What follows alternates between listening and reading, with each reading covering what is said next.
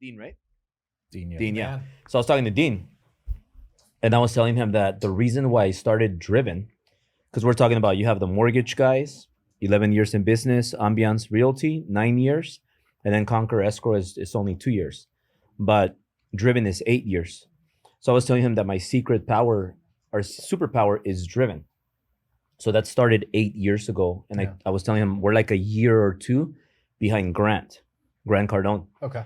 So Grant, he was one of my first big mentors. So Grant, I hired him. I paid him a lot of money. Yeah. I think I spent at least $500,000 on Grant Cardone because I paid him a lot of money to come speak at our at 2 events. Okay. All right. I also paid for mentorship. I always bought all the first row tickets, $10,000, $15,000 tickets. So I invested a lot in him. Yeah. So he was a mentor, and then he always told me, I'm gonna put you on stage, but you got to do X. Yeah. So he said, I'm gonna put you on the Driven stage, on the 10X stage, Right.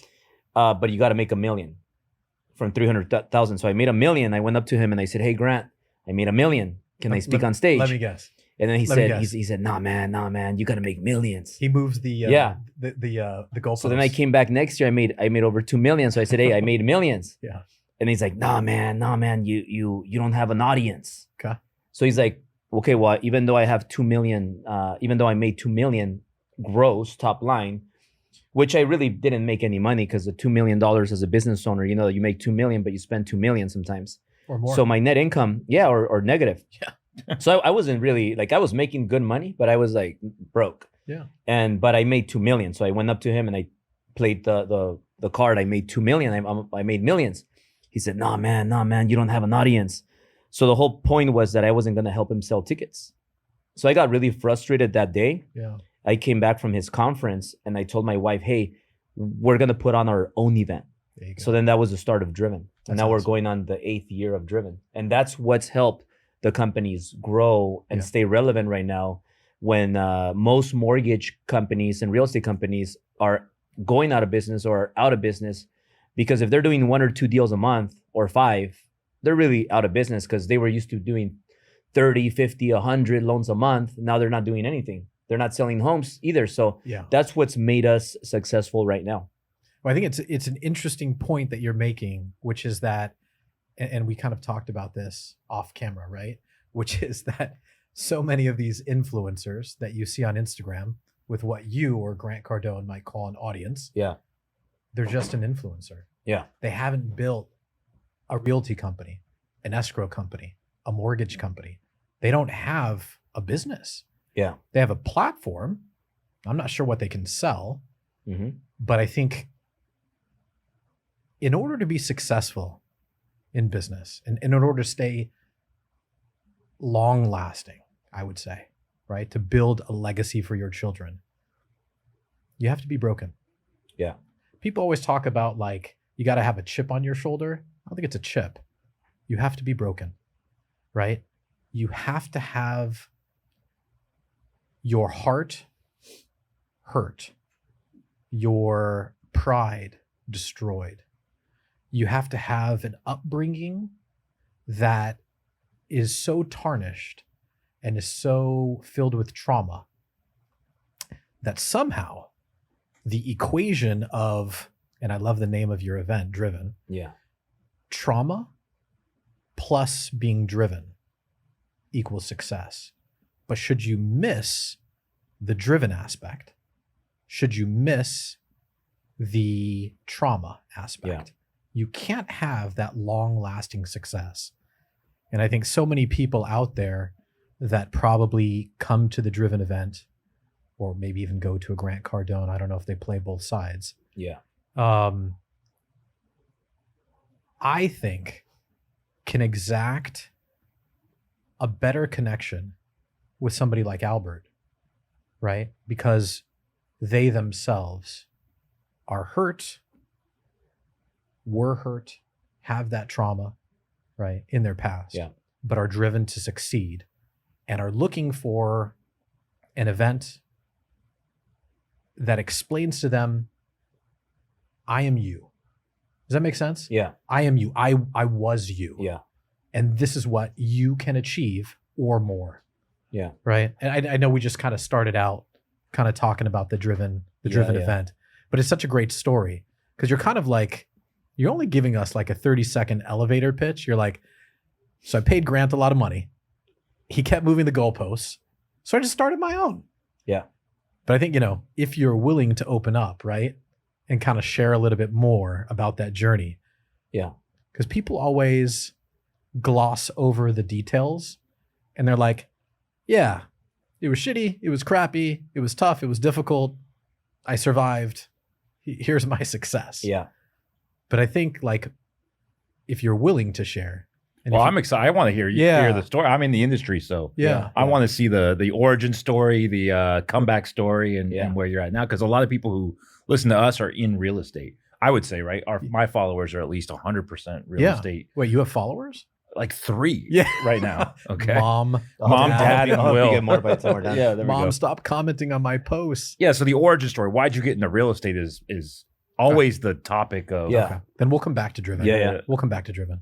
Well, I don't think you can get through trauma if you're not driven. Just to add a little There we bit to go. what you You said. guys is this the Dropping Bombs podcast? You guys are just dropping them right now. I like Actually, this. he's actually one of my best friends. Oh, really? Bradley?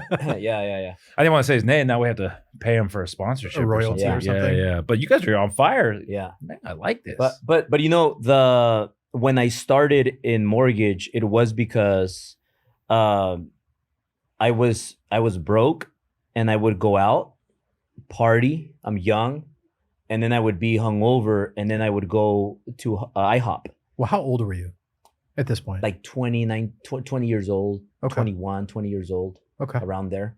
That's when I got into real estate. We're in college at this point? Yeah. Okay. Yeah. So I started drinking at 19 in college. Okay. So around 19, 20, I'm going out and I end up in IHOP in the morning because you're hungover Yeah. and you go to IHOP and then you're gonna have the beautiful breakfast they have and everything. So I would go with my buddy. Yeah.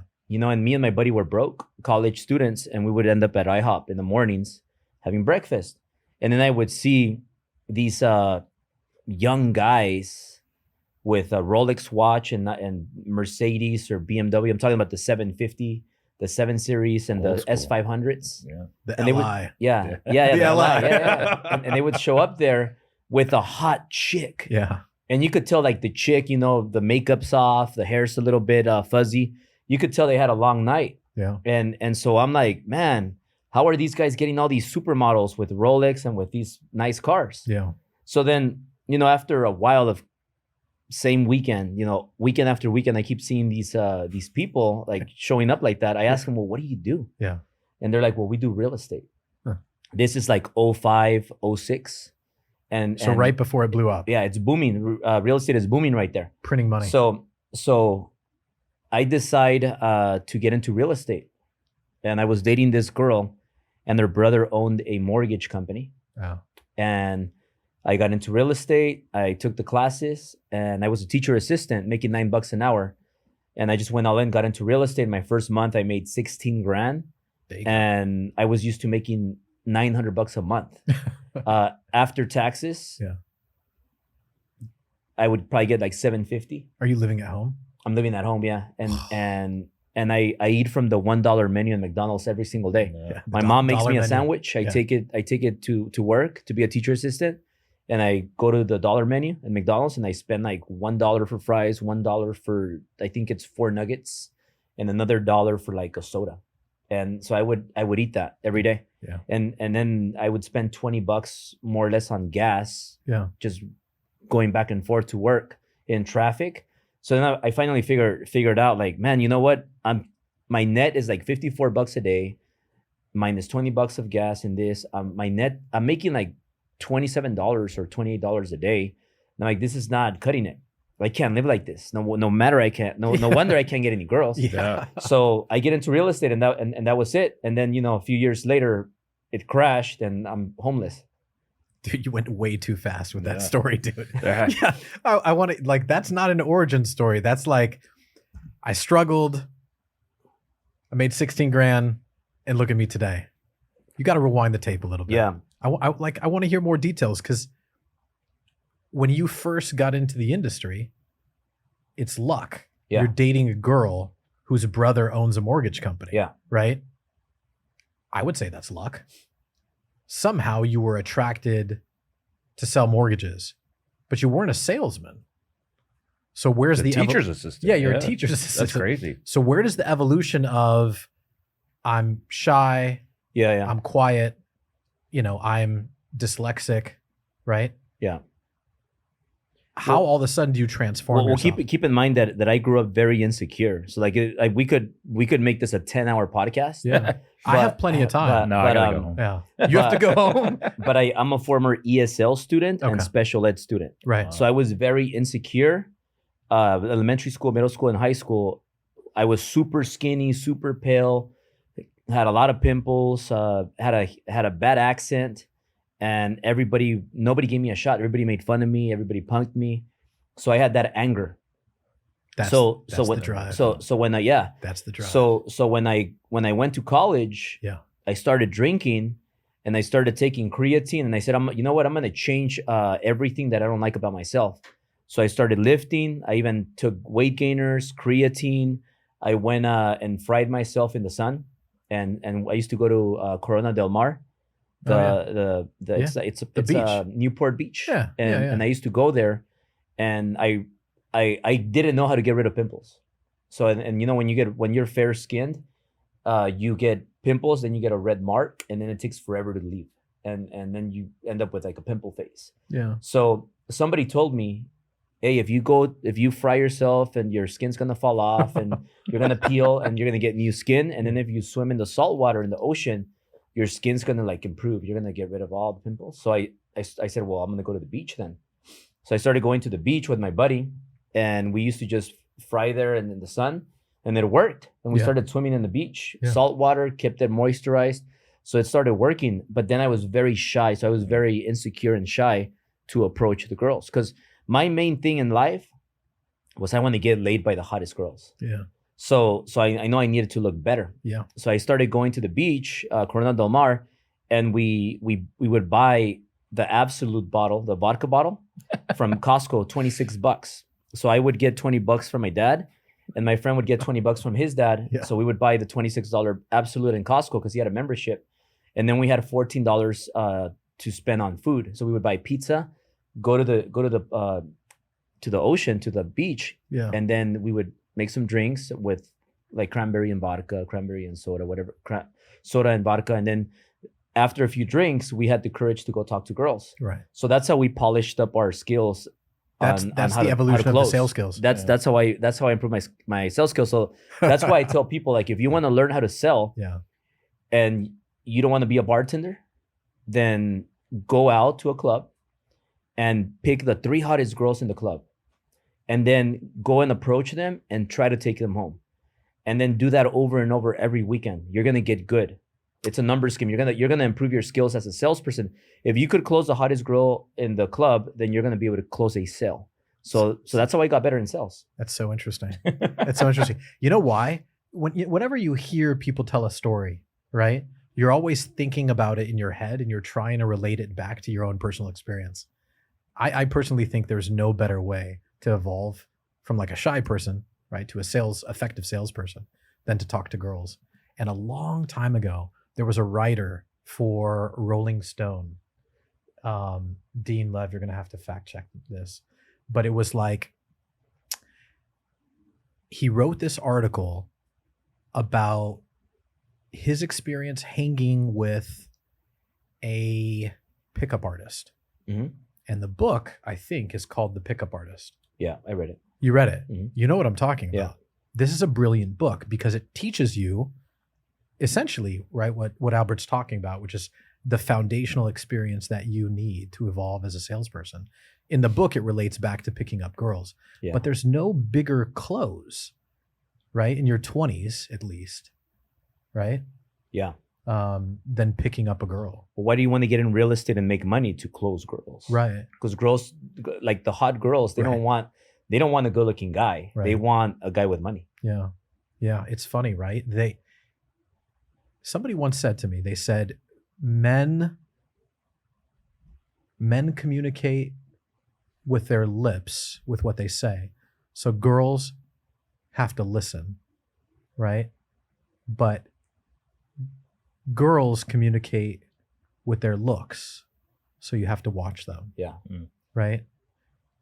And I think what Albert's talking about, it's so true. It's being able to understand the reciprocity of a sale, right? What is that person looking to get from me, and what am I looking to get from them? Yeah. And I think at an early age, if you can understand this dynamic of give and take, right? You can close anything. Yeah. Yeah. And I was so inspired because I was also angry because in middle school Yeah, there was this girl named Marlene. She was so hot. you know, like maybe she's watching this. Dean but- still remembers. Dean's wife is Marlene. Oh, really? No, that's not her, right? I hope it's is she like 40, 41? No. So different okay. different Marlene. Yeah, different Marlene. It's different. So because I'm 40, so Marlene was a year older than me. Okay. So she was a grade higher than me, but she was like hot, like this Latina with like gorgeous curves. You know, she had everything going on for herself. Skinny waist, Keep going. I'm gonna close my eyes. light, like brunette. Your wife's next door. Be and it's careful. all right. It's all right.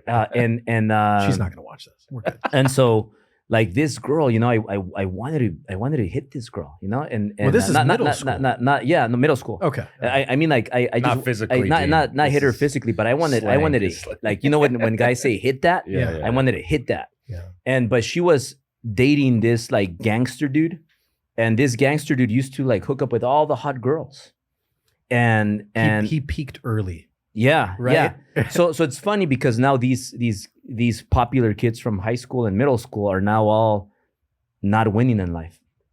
So Yeah. so I was so angry because I couldn't get laid by the hot girls. So Right. that's what motivated me to make money.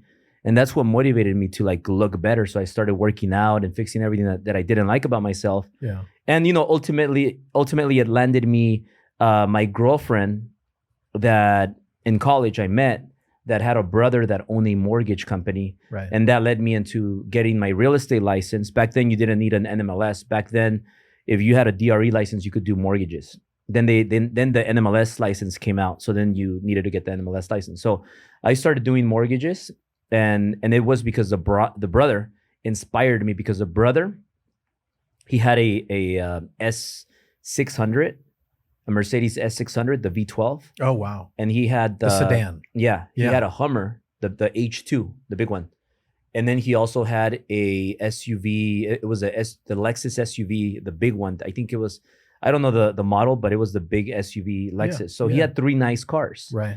and he had a nice big house in Glendale Hills.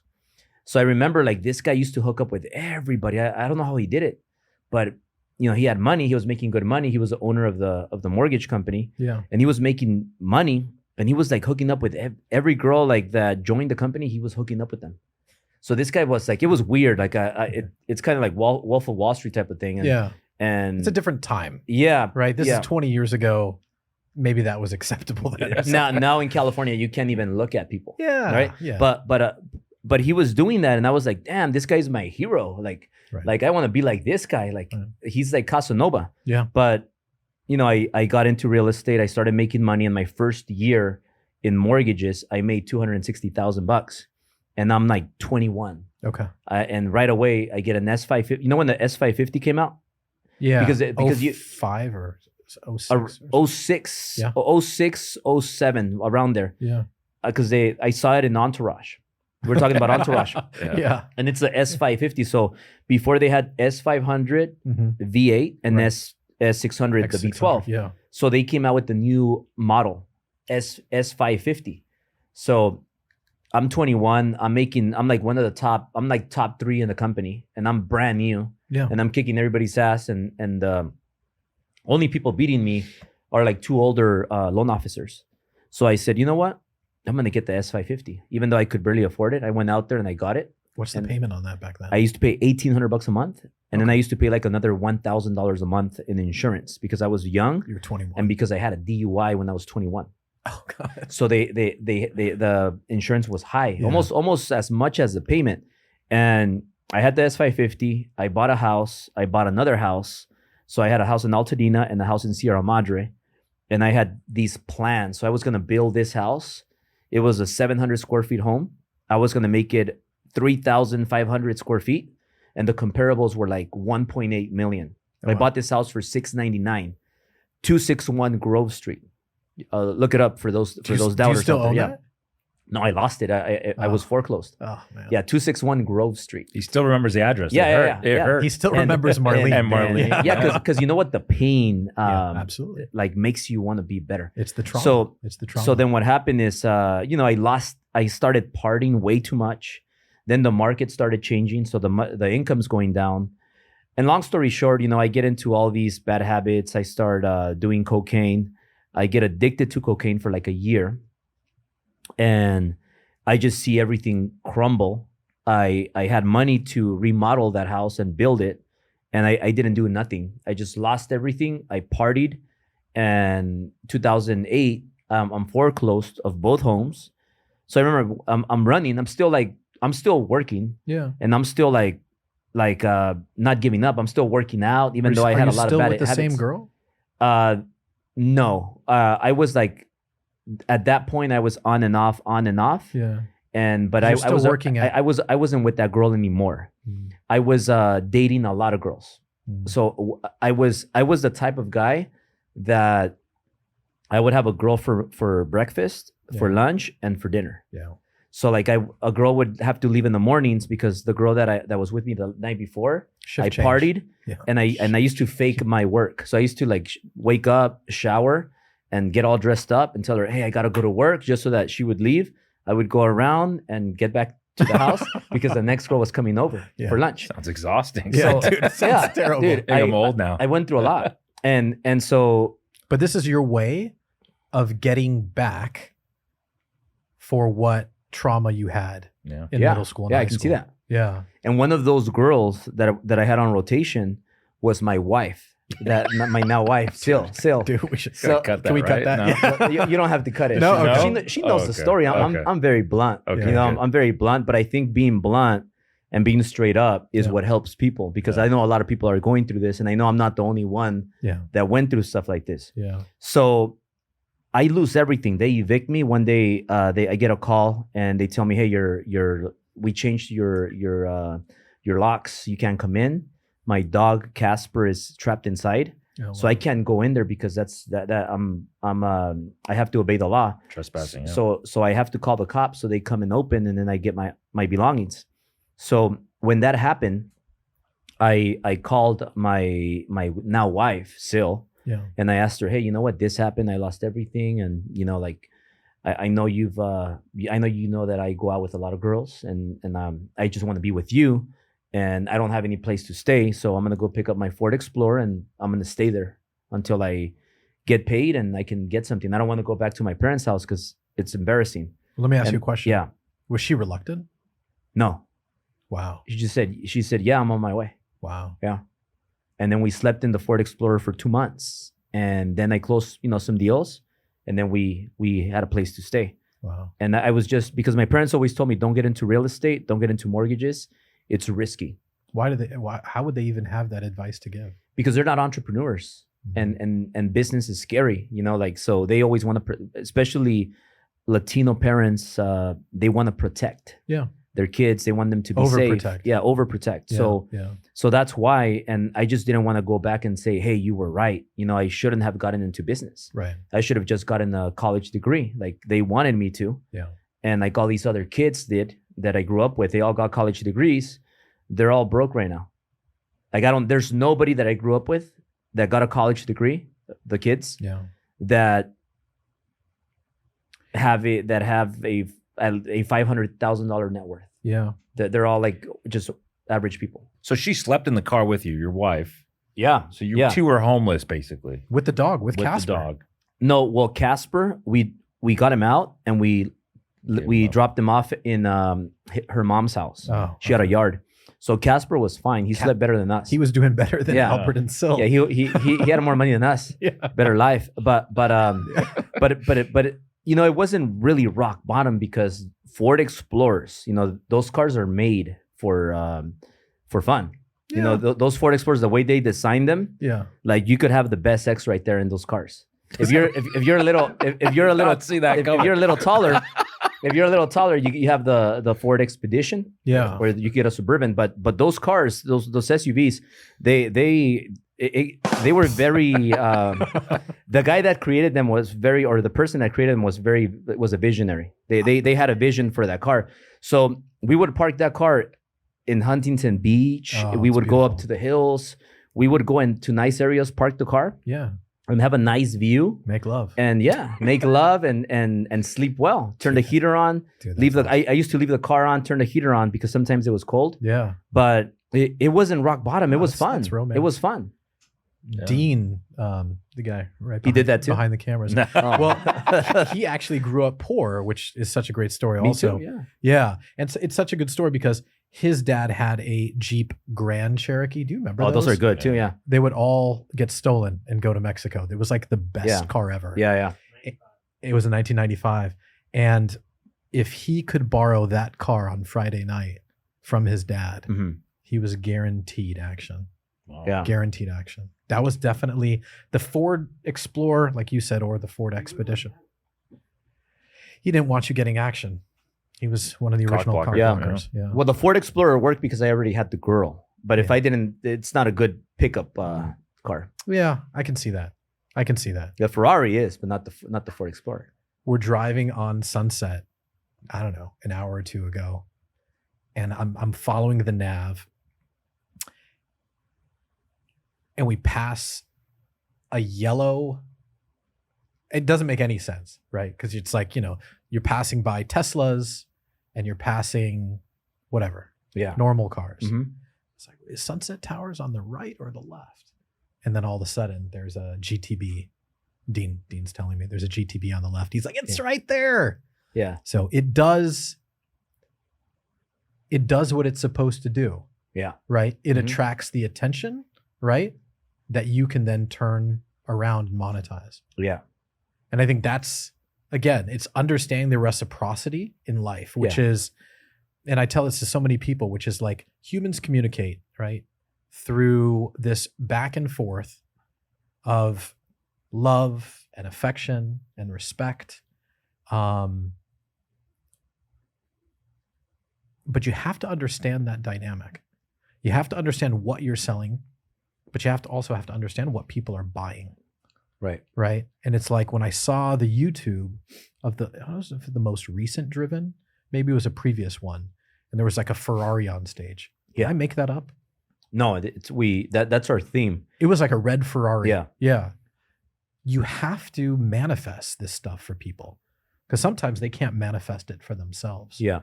And that's why I think you telling this story, and I want you to continue telling this story. Yeah. It's people want to see, like Entourage, they want to see you on television and with the fancy house and the fancy cars, getting out of helicopters, private planes and stuff like that, Mhm. because they want to be like that. Yeah. But I think what the Grant Cardones and the Brad Lees and the Cody Sanchez and the Ryan Pinedas and all these guys don't tell, right, is this story, Yeah. right? And I feel like you don't tell it enough. Yeah. Well, the Ferrari changed my life. It's the best investment I've ever made. Why? I made $30 million in a year because of the Ferrari.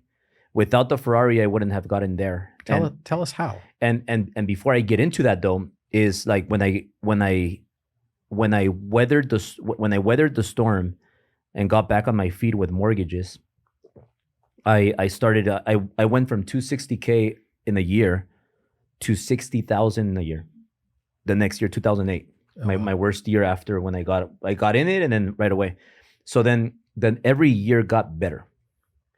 And then one day, but I still had bad habits. I didn't completely like leave the cocaine. Yeah. And every now and then, I would be like, oh, it's weekend, let me get an 8-ball. Yeah. And I would go out and stay in a hotel. And one day I was doing cocaine, and I was doing already better. I got out of trouble. I managed to save $7,000. So I had $7,000. My credit was messed up, so I couldn't use credit cards. Was But this because of like the short Because- sales or yeah, foreclosures or something? all of it. I maxed out all my credit cards, so I had a bunch of charge-offs, collections, and so I didn't have any credit. and then those disappeared 7 years later, and some of them I settled. So my credit, improved after 7 years, 6 years, 7 years. But I didn't have. I had $7,000. I started doing better, and then this day I decide to go, and I stay in a hotel, and I get an 8-ball, and I do the 8-ball, drinking Red Bull vodka and having a good time. Don't ask me the activities that I was doing. Let's go. Let's go. I remember. Settle down, dude. I remember I am in Hermosa Beach, Okay. and it's 7 a.m, and I feel good. The cocaine was good. All the drinks were diluted with the cocaine. Like I didn't feel drunk. Balances out. And it's already 7 a.m, so I figured, you know what, I'm good to drive. No, let me just get going. I'm good to drive. Get in the car, and I decide to drive. So I had 2 DUIs already. Actually, I had 3 DUIs. So I had 3 DUIs. That's impressive. I had 2 DUIs, and I had a wet reckless. So that didn't count as a third, or else I would have been in jail for a long time. So the lawyer, he beat it, and I'm good. I'm getting cleaner. But that day I made a mistake. I left, and then I fell asleep, and then I wake up because I hit a car, a Nissan Murano. I think it's Nissan Murano SUV, small SUV. And I remember, like, man. And the car stops. I stop, and then a cop shows up, like right away, and I'm like, damn. This on the freeway? In the street. The street. Okay. In the Pacific Coast Highway in Hermosa Beach. Okay. And then cop gets out, and I'm like, man, this is the end. Like I did an 8-ball, and whoever gave me that 8-ball, I want to thank you very much, because it was good stuff. It saved me, and like it got rid of the alcohol effects, and interesting. and it sobered me up. And then with the crash, I get out, and it's 7 a.m, so the cop's like, you know what, this is not a big deal. It's just an accident. Just go home. You guys figure it out, and it's not a crime. We're good. I'm wearing shades, and everything is cool. Cop leaves, and I'm like, oh shit, I don't have insurance. Like, I don't have a license, driver's license, because of my bad record. I couldn't get a driver's license. What car were you driving? I was driving an A6 Audi, Okay. pre-owned, under my dad's name, because I told my dad I need a nice car in order to sell mortgages. Yeah. Because I've always been a car guy, Yeah. and the cars have helped me get business. So I had an Audi A6 pre-owned. Payment was $600 a month. I still remember that. I saved $7,000. So I was kind of getting back on my feet. Yeah. And things are going better than ever. I'm like, I feel like I'm unstoppable again. So I went out, did that, and Were you by yourself? I was with the girl. Yeah. What happened to Sil? Well, that was actually That's Sil. why he didn't. Oh, okay. Yeah. Okay. All right. Good. But it's okay. Reframe the story. It's okay. Like, it's no secret that she's tried it. That she's tried cocaine too. Oh no, I meant. Were you, no. I know what he meant. Yeah, I meant, was she with you in Hermosa Beach? He thought it was a different girl. Yeah. No, it was not a different girl. Oh, thank God. It was not a different girl. Okay, good. Yeah. So what happened? So what happened is I talked to the people, right? Yeah. It was a guy, and he says, well, just if you could fix it, then you could fix it. And He didn't ask for your insurance? He did, but I just said, well, I'm gonna send it over to you. I can, or I think I just showed him an insurance that I had on my phone. I don't know. I played it off. Yeah. But the whole point here is that he left, I left, and I promised him, hey, I said, get a quote and I'll pay for it. Yeah. And if not, then we could go through the insurance. I'd rather not use the insurance. Yeah. But I didn't have a license. So then he gets back to me and he says, well, you know what? It's $7,000. Oh no. I had $7,000. I gave him those $7,000. Yeah. And then now I'm back at zero. But that would have been my 4th DUI. I would have been in deep shit. Yeah. So that day, Yeah. I made a decision. You know what? I'm never gonna do cocaine again. I'm not gonna do drugs again. And that's the day that I kind of improved even more. I took a big jump, and I said, I'm gonna be good. I'm not gonna do that anymore, and I'm gonna move forward. Yeah. So then every year after year got better, and one day, this is when the magic happened. 11 years ago, this lady, her name is Gina Carr. I don't know if you know her. Gina Carr is a lender rep. Yeah. And she was with Essex Mortgage back then. And she tells me, hey, Albert, you know what? You're doing good. you're making good money, and you should become a broker and start your own company, start your own mortgage company. Were you working for somebody? I was working for Mark One Mortgage. Yeah, it's a different broker. And this is in LA. He was in Orange. Oh, okay. And I started working. I was working there, and I said, you know what, Gina, that's a good idea. And I hung up the phone, and then I tell Sil, hey, I think I'm gonna open a mortgage company. That's wild. And Sil's like, what? Yeah. And I'm like, yeah, I'm gonna open because I always come up with weird ideas, and my wife's just like, Yeah. okay. And what year is this? This is 2013. Okay. Yeah. Crisis So, over. yeah. Everything's rebounding. I'm doing good, but I still have things from the past that are still pending.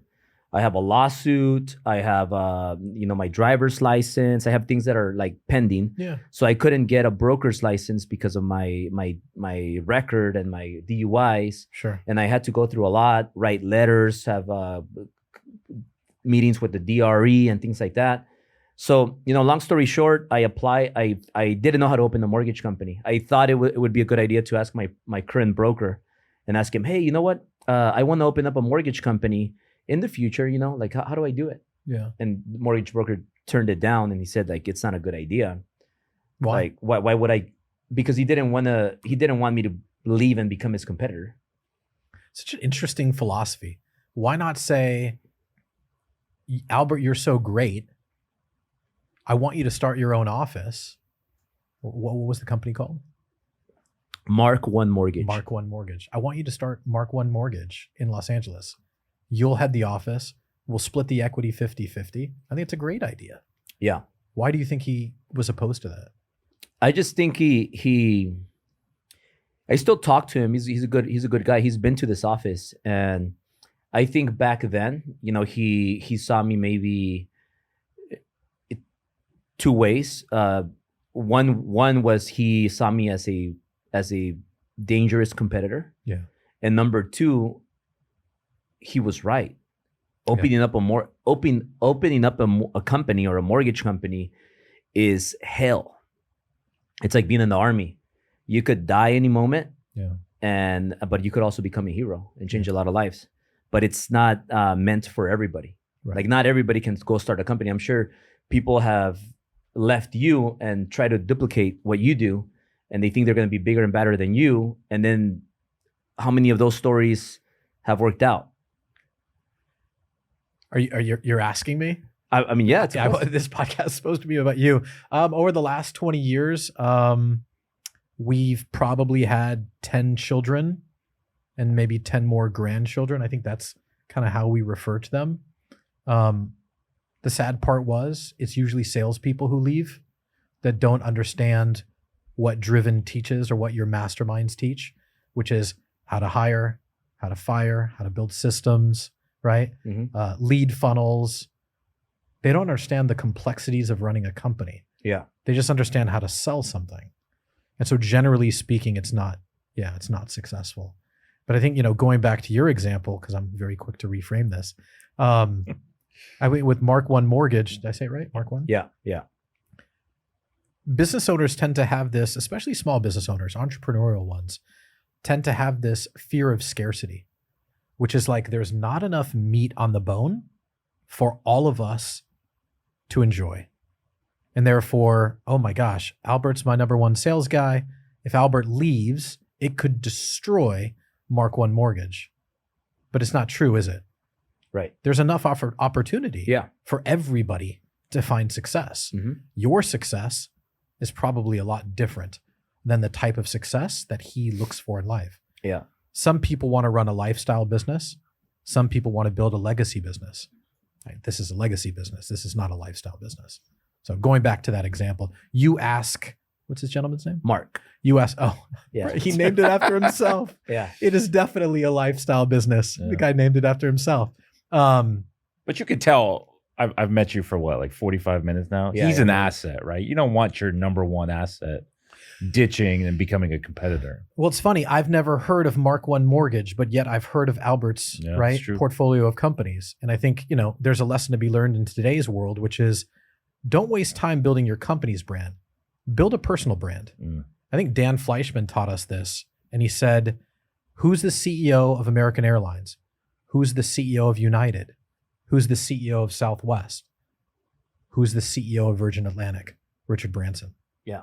That's the only one we know because he's built a personal brand and then parlayed it into opening an alcohol brand, a record company, right? What do you call it? Like a Rockets. rocket company, right? So he's able to do all of these ventures because he's invested in himself.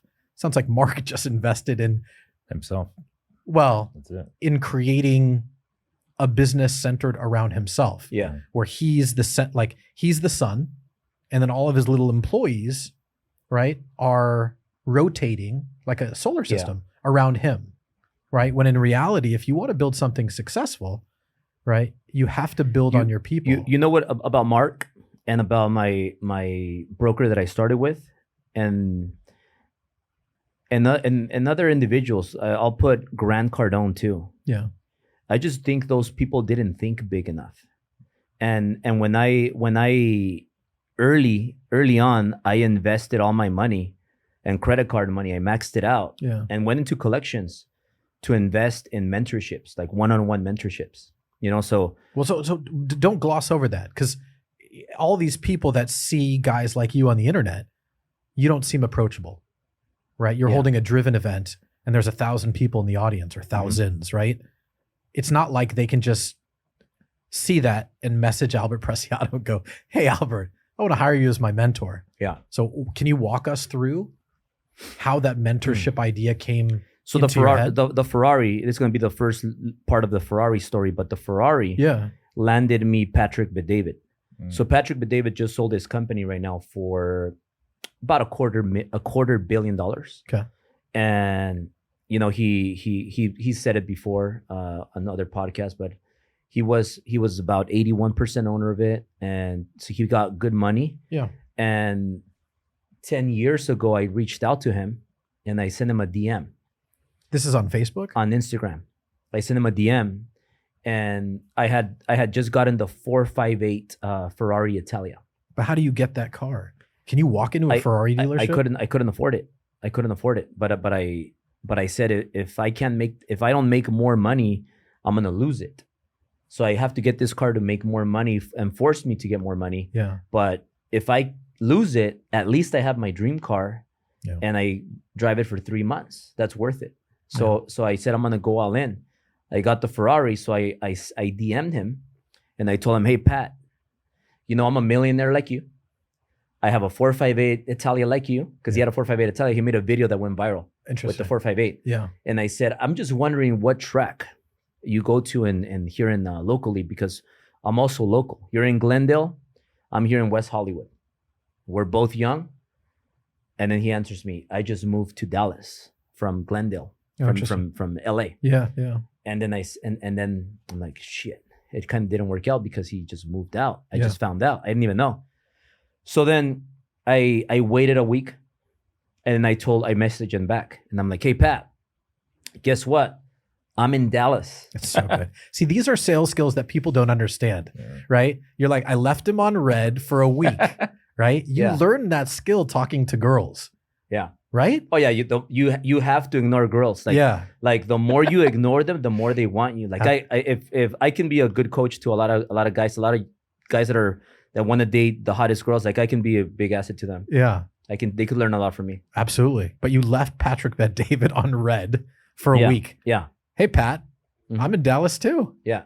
So I DM'd him, hey Pat, I'm in Dallas for this weekend. Okay. So I DM'd him on Friday. I'm in Dallas for this weekend, and I'm gonna leave tomorrow. Urgency. I would really want to meet you. And then he goes back. He looks at my profile. We DM'd last week, and he sees a Ferrari on the pictures. Yeah. So that gives you credibility. Absolutely. So he says, talk to Mario. Here's his number. Let's meet up. I booked my flight. I'm not there. In Dallas? No, I'm not there. Oh, that's so good. So I booked my flight. I fly to Dallas. I meet with Patrick. Southwest Airlines? I don't even remember. Okay, but it wasn't anything fancy. It was not even first class. No. Yeah. So I go to Dallas, and I meet with Patrick, and we have like a 3-hour mentorship session. Well, hold on. This doesn't even make sense. You message him, this guy Mario. Mhm. Mario says, "Yeah, come on down." Was there Yeah. any like expectation? I closed Mario. So Mario was his right hand. He was his assistant, Okay. and I called Mario Okay. and I closed him. We But spoke how do for you like. but how do you explain it? Like, I just told him. I told him like that was not the time. That was later. but Oh, you had a- that's Patrick. you had So a baby face. so yeah. Yeah, you had a baby face. And so I talk to Mario and I tell him, hey, you know what? I'm here in town, and he's like, oh, you know what? If Patrick's gonna be busy today, he could probably see you on Monday. And I'm Okay. like, no, I'm not gonna be here Monday. I have to leave. You know, I'm only here. I'm here for an event, and I have to leave tomorrow. So, like, any way we can make this happen, I have to leave tomorrow in the night. And so I convinced him. I closed him. Yeah. And But is there an expectation on like, I'm going to pay you 10 grand to meet? no. I Or just is there a precedent? I just wanted to go meet him because I'm a millionaire like him, and I have a Right. Ferrari like him, Right. and I'm a Latino, I'm a minority like him, and let's meet up. And I just want to stop by quick just to say hi for 10 minutes. That ended up being 3 hours. So like I met with him for 3 hours, and he gave me a whole. Is this at his house? It's at his office. I went to his headquarters. Okay. I don't want to go to I don't want to go to people's houses. Like I want to go visit their office Okay. because I want to see like how they run operations. Yeah. So back then that's what I wanted to do. So I went to his operation site, his office, What was his business? PHP. PHP, a financial services company, Hmm. life insurance. Okay. So Sales related. yeah. Yeah. So I figured it's pretty similar to mortgages because they're both boring industries Yeah. and they're highly regulated. And he also was a little bit older than me. He was 5 years older than me. We're not that far. As like Grant Cardone, he's like double my age. Yeah. So like I figured he's like closer to me. He's also a minority. He grew his company. I want to learn from somebody that's kind of more similar to me. So that's why I went there, and I got his number. I left, and then Mario. I reached out to Mario when I went back to LA to my home. I said, Mario, what would it take to get his mentorship to hire him? Yeah.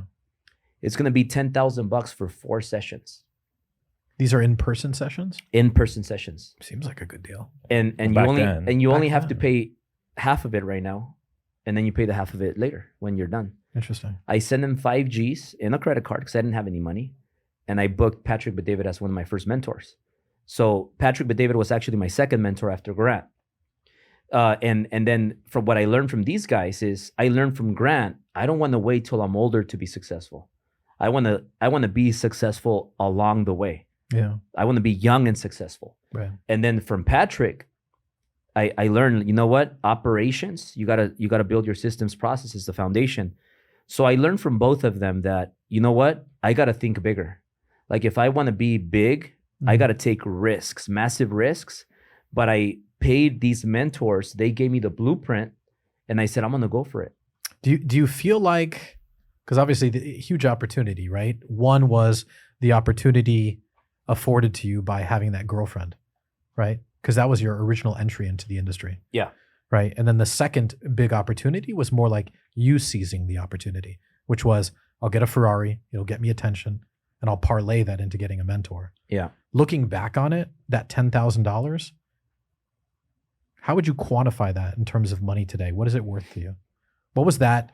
What were those 4 sessions? I think it's worth at least 100 million. Interesting. Yeah. You think Patrick Bet-David still remembers you?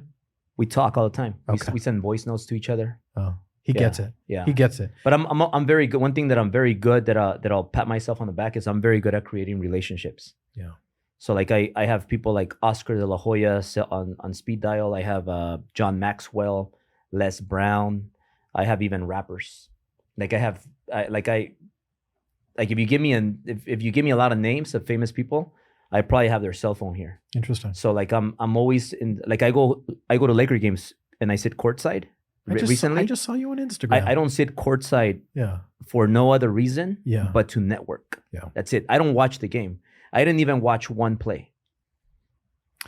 Who's Yeah. the most famous person on your phone? You ever see that guy on Instagram where he walks up to people? And then you have to dial them. Yeah. Yeah. Who's the most famous person? The most famous Besides person, me and Will. Dean Logan. I mean, it depends.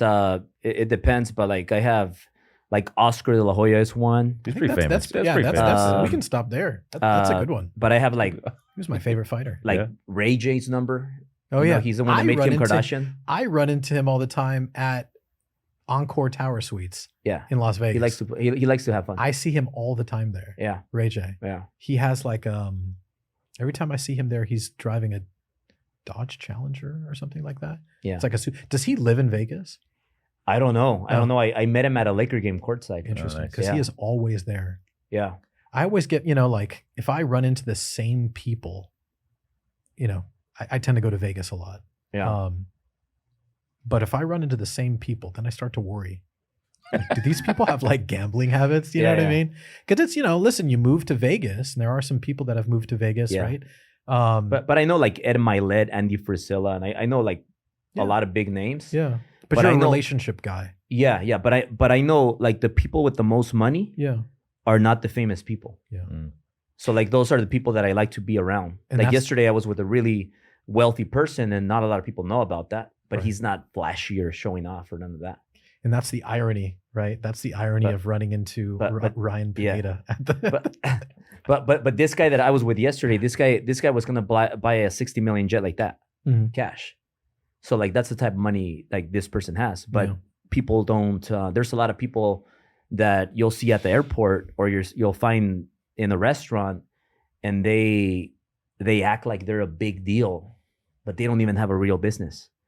There's a lot of coaches out there. They don't have a real business.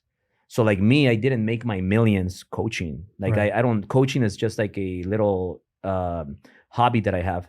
I made my millions through business. Yeah. I started a mortgage company and it made millions. I started Ambiance Realty, made millions. I started Driven, it made millions. So like even if I stop coaching, I still make millions. Yeah. So I'm an entrepreneur. I'm a business guy that became an influencer, not the other way around, where these people, they became influencers to make money, maybe $1 million, but they don't have a business. The moment their coaching stops, Right. the moment their brand dies, they don't have a business. There's no money coming in. Right. Yeah, it's weird, and we were talking about this off camera. You have all this proliferation of influencers on Instagram. I don't really use TikTok, but proliferation of business owners on or influencers rather on Instagram who haven't built anything. Their claim to fame is their follower count, which is a really odd thing, at least in my opinion, and maybe this is dating me. Maybe I'm old. Maybe I just don't get it. When you want to borrow money from someone, you have to have equity, Yeah. right? That's the reciprocity. I'm buying a $2 million home. Here's $500,000. Loan me the money so I can buy a home. These influencers, their follower count is like their equity. I don't see, and maybe you can explain this to me. You've built a portfolio of companies, real estate, Yeah. mortgage, escrow, right? The list goes on. You have Driven. Yeah. These are tangible assets.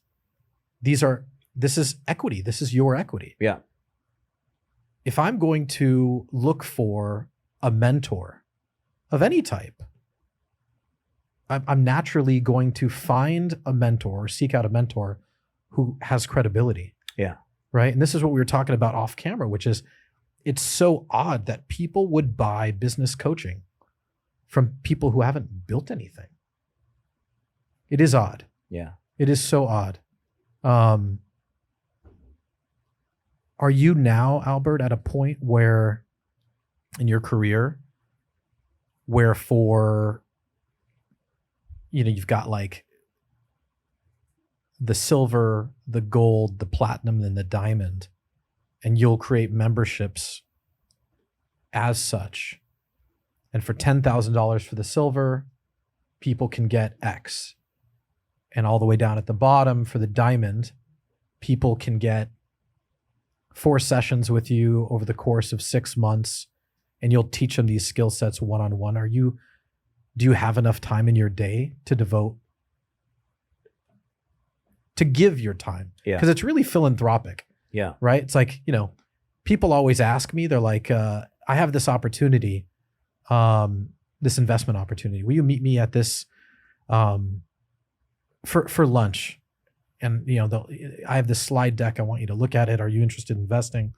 And I think about my time, and time's something you can give, but never get back. So you have to be careful who you give your time to. I won't sit through those pitch decks anymore. I don't want to hear about people's investments. My time is worth more than $10,000 for an hour.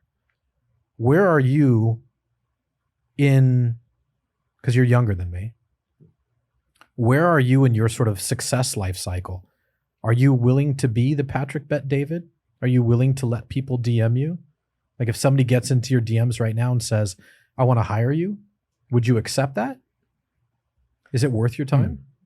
So it's all priorities, but right now I give myself another 3 years at least. Yeah. Where I could work 18 hours a day and just grind it out, because in 3 years from now, I see myself owning a private jet and traveling the world and taking a year off with my family. Yeah. And I want to go to Europe. I want to go to South America, and I don't think I'll sell any businesses. I think I'll just maybe open up distributions to people that have ownership, because I like the cash flow. Because when one business is down, other businesses are up. Right. So that's what people don't realize, how important it is to have those verticals where like one business can be super down, but another business can be super high. Yeah. And when people just rely on one, then sometimes they're limited to that. But I like what I have right now. I don't want to get into any more businesses because I don't have any more time. And I don't want to be like the person that has a little piece of like 20 companies. I want to just grow what I have right now. Yeah. And also like the coaching always opens up business for the other businesses. Okay. So you are open to that. Yes. Yeah. But the coaching that I do on Thursdays is 1 hour Okay. on Thursdays, and it's a group coaching. Okay. So it doesn't take any more effort. Right. But then these people, if they want to get a one-on-one time, then what I did is I created this mastermind that I have here that I was telling you about, Right. where it's limited to 10 people, but they're high-level entrepreneurs and small business owners. They pay $5,000 to come sit, 10 of them every month. And then these people end up being, they open a business relationship with me. So some of these people, because I'm raising capital, some of these people, they'll invest in me. Some of these people will buy their ticket for the next driven event because it's already going year 8. And some of these people join the mortgage guys. Some of these people join Ambiance Realty. Some of these people, like a lot of these people, become clients. So it just opens a lot of opportunities. Yeah. So for the next 3 years, yes, I'm open. But in 3 years from now, I think that I'm going to close my doors to a lot of things because I want to do something different with my life. It's interesting. You set timelines. And I think like as business owners or entrepreneurs, we tend to be so lost in this journey that we tend to not set these set in stone like deadlines for ourselves. Yeah. You're on this ride and you're making a few $1 million a year or, what have you. You're enjoying the moment, you're enjoying the journey, and you tend to forget that time is the most valuable commodity, right? And you just keep grinding, and then all of a sudden you're 50, and then all of a sudden you're 60, and all of a sudden you don't have time. Your kids aren't responding to your text messages or your phone calls. Your grandkids aren't writing back to say, thanks for the slippers that you got me, right, for my birthday, or, whatever. Yeah. You're not as important as you used to be. And I think like so many business owners don't understand this idea of a linear timeline, right? I start a business at 21. I want to retire by I'm 45. So I can retire early with means and enjoy my life with my wife and kids. And Albert was telling a story earlier about Patrick Bet David. I'm in Dallas, but I'm only here for one night, right? Setting that firm, set in stone timeline, like urgency, right? And it's funny because salespeople understand this, but as a business owner, you tend to lose sight of timelines because you're so caught up in the moment. And if you look at videos from 2 years ago, I Yeah. used to say 5 years. Yeah. So like I'm You're- on track. Yeah, you're on track. Yeah. I think the coaching thing, when I first started Cardiff 20 years ago, I remember looking to my parents and asking them for advice. Well, how do I get advice from entrepreneurs that were successful?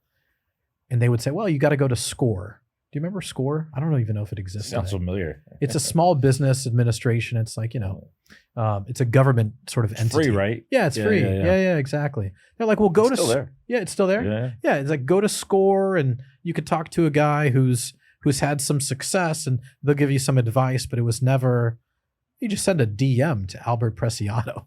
Yeah. That didn't exist then. And it's Yeah. like with as much as people hate social media, if you use it for the right reasons, it opens so many doors. But I think so many people are provincial in their thought. Yeah. Right? They're sitting in bed at night. And up until probably a year or two ago, this was me also. And you're just on YouTube or Instagram or TikTok or what have you, and you're just carelessly and randomly scrolling. Yeah. Yeah. But you're passing up. It's almost like Price is Right. When I was a kid, I used to love this TV show. Yeah. They would spin this big wheel and it would have these numbers and you'd try to get as close to 100. And I, for some reason, that's always stayed with me. And it's like people don't realize that wheel is Instagram and you're spinning it every time you go on it. And it's like, well, where are you going to land? Are you going to land on looking at girls? Are you going to land on looking at food? Are you going to land on looking at luxury real estate? Or are you going to land on somebody like Albert that is open to receiving a DM, right? And maybe potentially transforming your business or your entrepreneurial life. Yeah.